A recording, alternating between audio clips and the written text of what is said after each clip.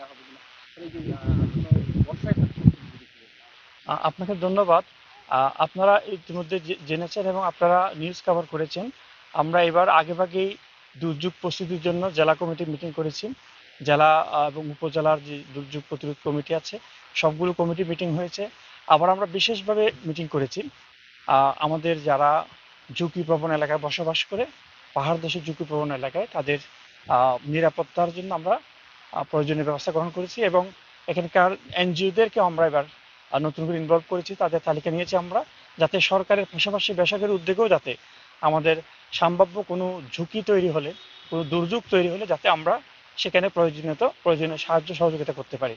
আমরা আপনারা জানেন যে ইতিমধ্যে আমাদের আশ্রয়কেন্দ্র নির্ধারণ করা আছে।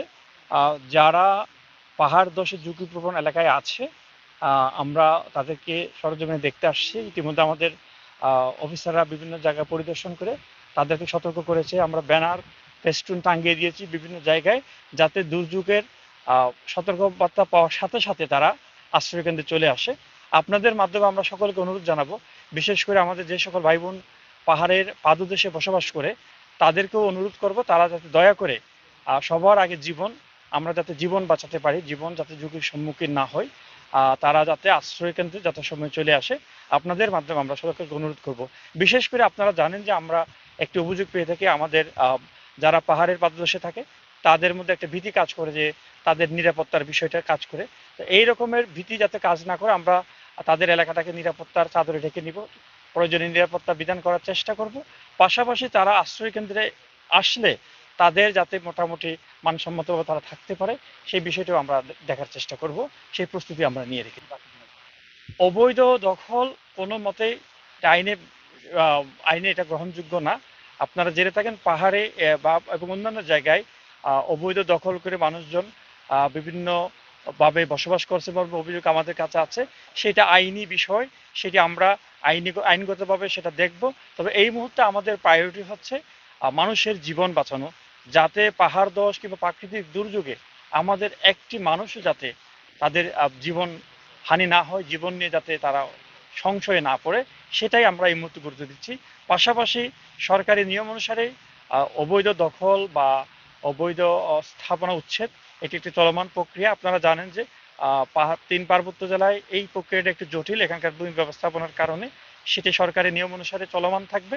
তবে এই মুহূর্তে আমাদের প্রধান টার্গেট হচ্ছে আসন্ন দুর্যোগে, আসন্ন বর্ষাতে কোনো স্রষ্টা আল্লাহ আমাদেরকে মাফ করুক, যদি কোনো দুর্যোগ হয়ে থাকে তাহলে আমরা যাতে আমাদের এখানকার কোনো নাগরিক যাতে তাদের জীবন যাতে হুমকির সম্মুখীন না হয়, তারা যাতে বিপদগ্রস্ত না হয়, সেইটা নিশ্চিত করার জন্য আমরা একাধিক মিটিং করেছি সরকারি বেসরকারি সকল প্রতিষ্ঠানের সাথে।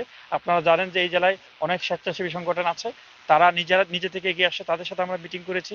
রেস্কিউ টিম আছে, তাদের সাথে আমরা মিটিং করেছি। যে কোনো দুর্যোগে আমরা প্রস্তুত আছি। বাকিটা আমরা মহান স্রষ্টার কাছে প্রার্থনা করি যাতে আমাদের এখানে এরকম কোনো দুর্যোগ না হোক। যদি হয়ে থাকে তাহলে সেটার জন্য আমাদের পর্যাপ্ত প্রস্তুতি আছে, খাবার সহ আশ্রয়কেন্দ্র সহ অন্যান্য প্রস্তুতি আমাদের নিয়ে আছে সরকারের পক্ষ থেকে।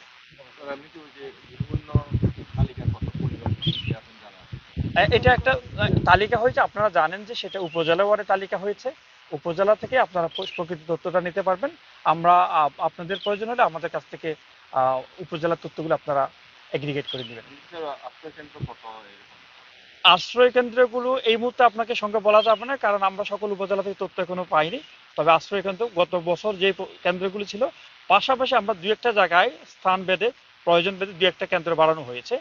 গত বছর যে তালিকা ছিল সেটা এইবার ইনটেক করা আছে।